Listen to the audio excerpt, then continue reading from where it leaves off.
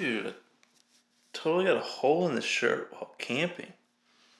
Anyways, it's Monday. That means not Monday. This week, the overhand knot.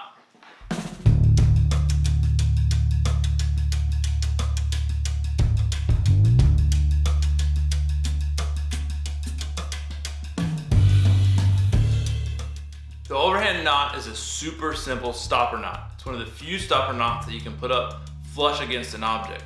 You can also put it at the end of your line so that you can keep your line from fraying.